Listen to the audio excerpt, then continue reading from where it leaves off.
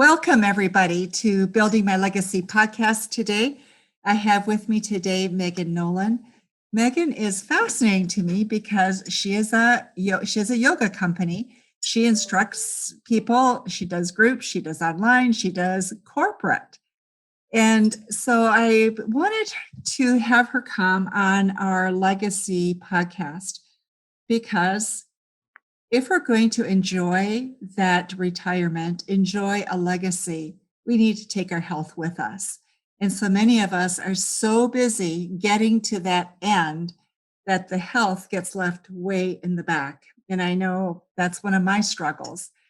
So I wanted Megan to come on and talk a little bit about what she does with people, coaching and training. But more specifically, she also has programs for corporate world to bring exercise, stretching, yoga into the workplace so people can really be putting that into their life. It's that work life connection that she provides. So, Megan, with that, I will let you take off from there and tell us about how you got started on this journey and some of what you have learned is really important. Excellent. Well, thank you so much. Thank you so much for having me. And I appreciate the opportunity to be here today and to share. So, I have been doing personal training and teaching yoga for 16 years. And a few years into it, I was working at a fitness facility and I had just completed my yoga teacher training. And so I was doing personal training and teaching yoga, and I was practicing a very vigorous style of yoga where you do a lot of kind of push up actions. It's called Ashtanga yoga. And so, in addition to that, sorry, my dog is dreaming if you hear some funny noises. In Okay. addition to that, I was learning how to box. So, moral of the story, I was spending a lot of time in this sort of rounded, slouched posture. And my hands went numb. It started in one hand and then it made its way up to my elbow and then it went to the other side. And it was quite alarming, obviously. And so I went to a physiotherapist and a chiropractor, and they all had one thing to say: it's your posture. And so, even though I didn't have a sedentary desk job, I was presenting with symptoms of someone who did, because I was in that sort of rounded, in that classic sort of boxing posture or in a more rounded position because of the style that I was practicing in. So, thankfully, the physical therapist that I was able to work with opened my eyes to a style of treatment where you bring the body back into balance by stretching the muscles that are tight, activating the muscles that are weak. And he was using this a lot with his patients that were sitting. And so I started to use these tools first in myself to bring sensation back to my hands, and then also with my clients who were presenting with the exact same situation because they worked at a desk all day. And so that's where I became really interested in this, combining both the modality of fitness and exercise and stretching, because it is a balance of both. Much like you mentioned, it's a work-life balance. It's a balance of both tension and strength of the muscles, because we don't want to be all like loosey-goosey, and we don't want to be overly tight because that's where we have pain. And so bringing the body back into balance, that was where I became really interested in this, and using these tools to help people. And so along the way have been integrating that into my personal training, as well as my yoga classes and private sessions.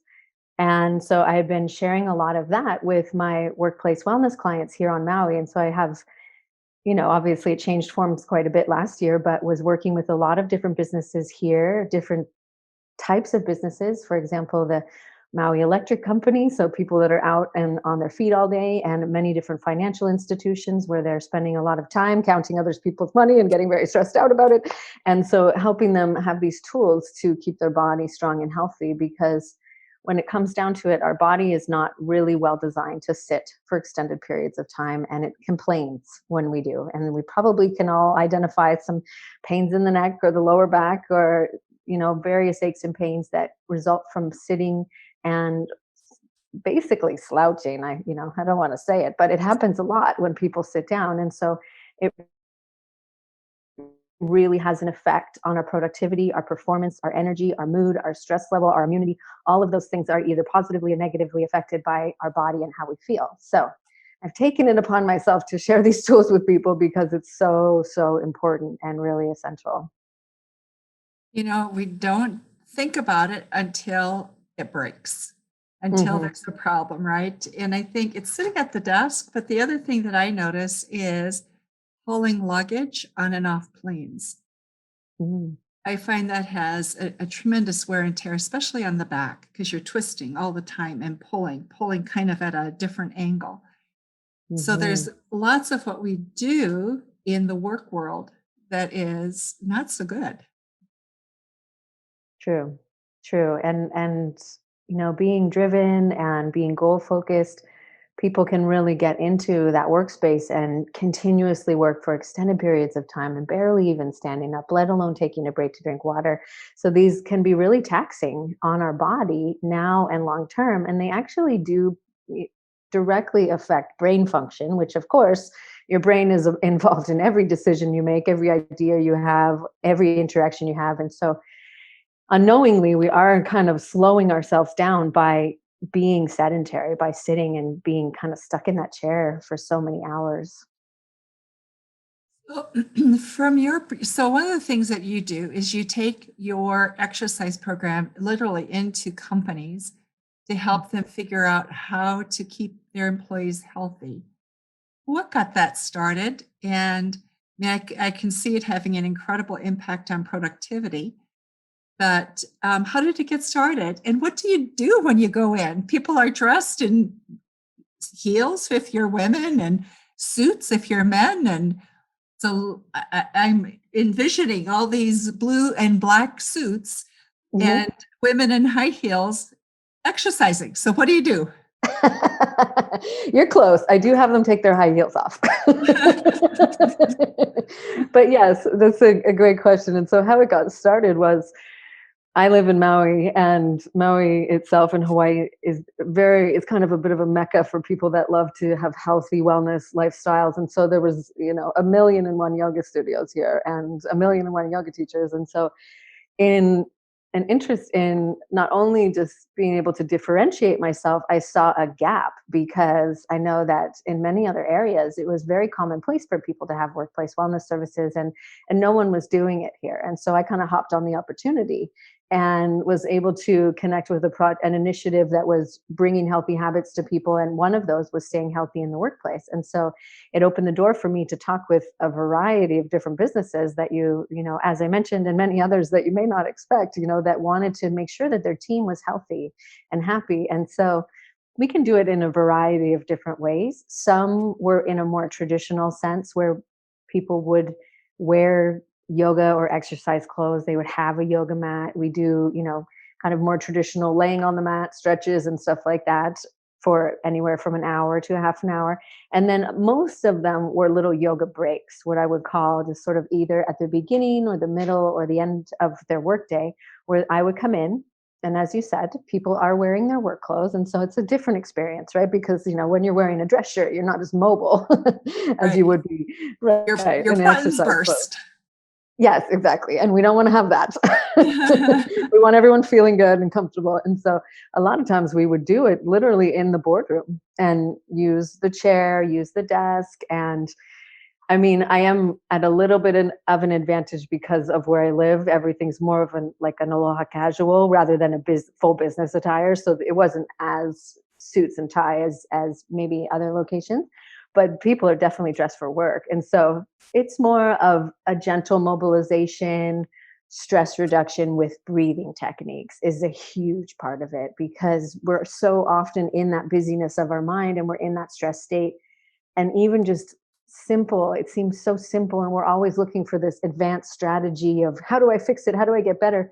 It's so simple, but it's so powerful, is to breathe slowly and deeply. And it's actually one of the direct ways to reduce your stress. And so you're listening counts and breathing out of your mouth slowly for 4 or 5 counts and repeating that a few times, it directly affects your nervous system. So our sessions would include a lot of that, as well as potentially more mindfulness or meditation techniques if that's what they were interested in. So they're very customizable. So a company who wants to be thoughtful and be proactive about their employees' health, I think many of us go to the gym and pound out whatever we can on the treadmill as fast as we can because there we can check it off the box and the treadmill is fast. We burn calories and we feel like we accomplished something. But it has its also long-term impact on Mhm. knees, on hips, on backs. So Mhm. what's the most thoughtful way of approaching your care of your body for so you're healthy when you're ready to retire? As you mentioned, there is a direct benefit of doing cardio, which is really, really essential for joints with the repetitive impact of running. So, doing some form of cardio is essential, but it's really good to balance it with strength training. So, strength training can be done in the more traditional style, like many of us do, either with free weights or machines if you have access to a gym currently, or resistance bands is another great way to do that. But a lot of people underestimate yoga in the benefits of it because they think, oh, it's just stretching and I'm just trying to, contort myself and look like a Cirque du Soleil pretzel. And that's missing the point because the weight bearing aspect of yoga. So anytime you are standing up, you're weight bearing. Because you are weight bearing, because you're standing in a lot of the poses, within 10 seconds, your bone starts to increase the bone matrix. And so you start to actually build more bone cells very quickly, which for women and as we're aging is very important. Any human body, it's important to do that, but especially for women, as well as the way that yoga is designed is quite innately, very, very intrinsically. You go in muscles to be able to hold the posture. The opposite side of the joint is getting stretched and flexible. And then you turn and you do the other side, or do flip it upside down or what have you. And so you're always going back and forth between stretching and strengthening. So you're actually getting a very well balanced level of tension and mobility. So yoga is really great for that. So I do suggest that people sort of have a little dabble across that whole range because they each have their benefits. And if you just do one, then you're missing out on the other. So that's kind of the benefit of doing cross training, if you will, so that if you love to go for walks, do that. Make sure you're stretching a little bit, or Tai Chi or Qigong or yoga, whatever you like is definitely something that feeds your soul and brings you joy. Then that's something to continue. Right, we don't want to be putting ourselves through the paces if we don't like it, because then it's not as fun for us. So whatever you find to be fun and also helpful, and leaves your body feeling strong and energized rather than exhausted and in pain, is obviously the direction you want to go. The whole notion of bone density, bone strength, that's getting a lot of attention, I think, now as people are looking towards living longer and but wanting to be healthy when they get older, right? And so I was just speaking with somebody in their early 30s this week, and they said, "Yep, I'm going to go get my bone density checked." And so there's an awareness Mm. earlier on about the impact of that, or the correlation between that and healthy bone structure later in life. There's more thoughtfulness about that, I think, today. There is, and it's actually interesting that you bring that up because that is definitely correlated to sitting, because our body is more apt to, and it thrives when we're standing up and we're in that load bearing position. So your bones are bearing the load of your body and gravity. That doesn't happen when you sit down. And so we're starting to see a gradual decrease in bone density and muscle mass in people that sit for significant periods of time. So they foresee that being an issue for people that sit and don't do that alternating between sitting and standing, or don't do load bearing exercises throughout their day. And load bearing exercises, is sort of a broad term. It basically means anytime you're standing up and moving your body in some way, or not moving your body. It's when you have to put load on your body. So when you're sitting down, most of the load goes on your lower back, and that's where you have the tension and the pain. So I'm really glad to hear that that's becoming a conversation, because it is so essential. And we see that in the what we perceive to be the general trajectory of aging of the human body. We see that sort of gradual slouching that we tend to see and associate with people of later age, but that's not a necessary, essential, and inevitable destination for all of us, by no means. And that happens because to move into the opposite range of motion, stretching the front side as well as activating will help us to be in that upright, strong posture for many decades to come. Whereas if people aren't doing that and they're constantly just slouching over the computer, then we will see that inevitable decline. And we're starting to see children that are constantly using devices. And so it's actually quite alarming to see how it's trickling into the younger generations as well. Fascinating.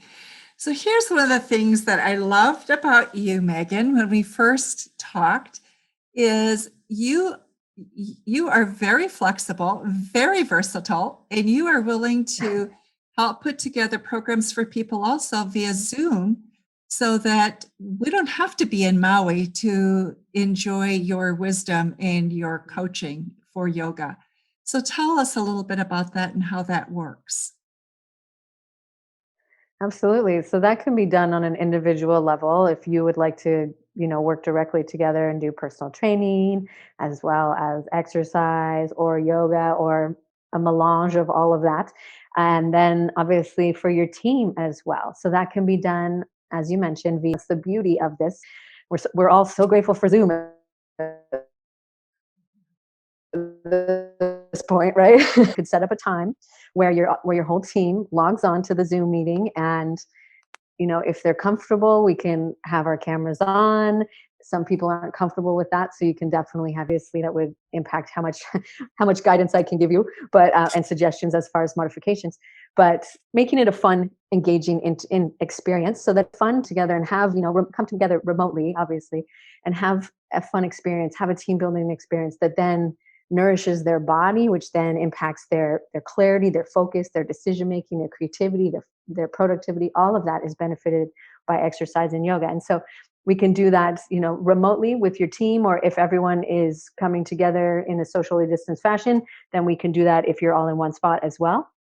And then of course it's designed to meet your needs. So if you want your team to be focusing on fine tuning their focus so they can pay attention and stay on task, then we talk more about different tools, such as different aspects of meditation, but using words that people feel comfortable with, because sometimes people are intimidated by meditation, or people that are only exclusively using the proper terms for the yoga poses.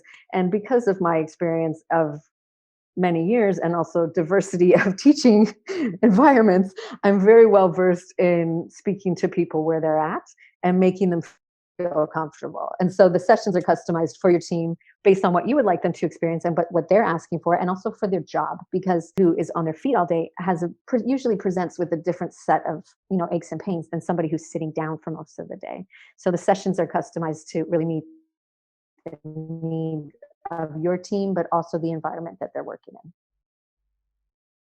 So one of the things that we're hearing a lot right now in the corporate world is, despite all of what we've done with trying to improve the workplace, actually people are coming back more stressed, more overwhelmed, and less engaged than before COVID. So it's gone, the stress level is at about 80 to 85% right now, very high level. Mhm.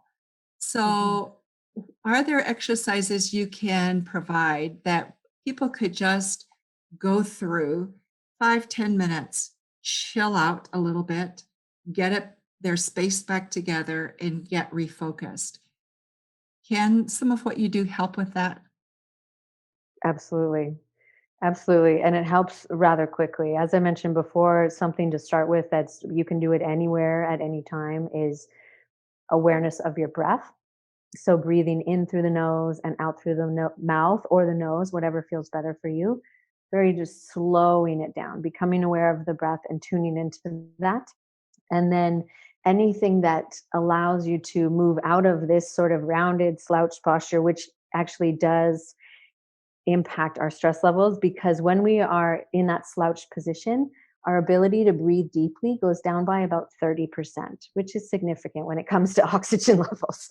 And so that means there's less oxygen to the brain. And when you're breathing in a more short and shallow pattern, that in and of itself triggers stress. So even just as simple as really sitting up quite tall, if your space allows, reaching your arms out and lifting your chest up a little bit. And if it feels okay in your neck, you can lift your chin up and just stretching yourself out, try to make yourself as big and wide as possible. Take a couple big deep breaths and then just staying in this more upright posture when you go back. As well, even just as simple as standing up and lifting one knee up towards your chest and putting it down, and then the other one, just getting some blood flow into the lower body, because when we sit, that's when we start to have that slowing down of our circulation, our oxygen, all of that. So those are really simple things that you can start with. And then I do have a program that's really easy and accessible. It's called Yoga at My Desk. And it's literally yoga breaks that are anywhere from 2 minutes to 10 minutes. And then there's some longer ones that you can do either before or after work to energize your body and then unwind tension.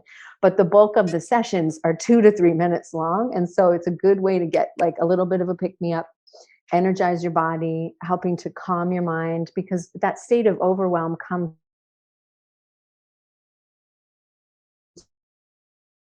from our body, and then we're in this position of stress and concern and overwhelm because our brain is just kind of going on hyper overdrive. But if we just take a few minutes doing some of these breathing techniques, you will already start to feel more relaxed, and it gives you that sort of that expression of, oh, just take a deep breath. You're literally just taking a deep breath, and it affects your nervous system rather quickly. And so it does help you to feel more calm, and then it affects how you interact with your coworkers and your partner and your family and all of that. So even just as simple as a couple big deep breaths, but there's a lot of ways you can move that into your day for sure. Okay, Megan, what have we not talked about that people should know about being healthy, about really living a lifestyle that they respects themselves and their own bodies? I would say, and especially in for your audience, that it's important to remember that the ROI on self-care is a lot higher than you might expect, because the cost of injury and illness is significant. The cost of stress is significant. And it's one of those preventative measures that is worth your time, and it will help you feel better right away, throughout the day, the next day, the next day. And so it has a beautiful ripple effect. Therefore, the ROI on it is very, very worth your time, because as you said, if we're just pushing ourselves to get to the end result, and we get to the end result and we just literally crash at the finish line, what's the point? And it's really being able to do our best and show up and serve our community and reach your goals. But it's also ultimately about you being able to enjoy your life. And if you ensure to, take steps to ensure the quality of your life now, then you will have more quantity of your life, because you won't be stressed out and, more likely to get sick and all the things that happen with that. Then you're able to, extend your life, hopefully, and enjoy the quality of your life and have that improve. So it's definitely worth your time. And on that note, if you don't have a lot of time, even a few minutes is really beneficial, especially in high achieving communities. We tend to get into this like, oh well, if I can't do it, it's not worth doing it all, and if I can't do it 100 billion%, then it's not worth doing it all. And that's not the best mindset to have with it. Ideally, you give yourself 30 minutes of exercise 5 days a week. But if you don't have that, do 5 minutes. And if you don't have 5 minutes, take 3 deep breaths. Like, it's really whatever you can make time for. And if you schedule it into your day, you're more likely to do it. Because if you prioritize your health, then everything else becomes easier and more fluid throughout your day. You know what, Megan, I love that perspective. And just listening and having talked with you, it helps me to refocus on really thinking about how am I taking care of myself, because days can go by and I go, my goodness, all I have done is to sit and produce work, and I haven't really taken care of myself at all, not even with good nutrition, much less exercise. So it's so important to think about. Megan, you've talked about a number of things that you offer, and we will put information about you in the show notes and how to contact you, and also some of your courses, so that should people want to get in contact with you, they are able to do that. And so please feel free, those of you who are listening, to get in contact with Megan, and you may have fun taking a team all the way to Maui and for Yes. team building and adding a little yoga in. What a fun idea. What a fun idea. That would be lovely. I know. Well, yeah, but down the road we could have a yoga retreat on Maui. But in the meantime, I could take you to the beach if you'd like. I think right now at minus 16, we'd take just about anything. So I know, that would be right? great. Yeah. So thank you, Megan, so much for being with us. And those of you who are listening to Building My Legacy podcast today, thank you for being with us. And be sure to look for information about Megan in the show notes and visit our website at buildtomorrow.com. Thank you. Thanks, Megan. Oh, you're so welcome. Thank you so much for having me. It's been so fun to chat, and take care, everybody, and make sure to take care of you too. Thank you for watching my video. Don't forget to like, subscribe, and click the bell button above. Leave comments. We'd love to hear what you think. And visit our other social media links as well. Thanks much.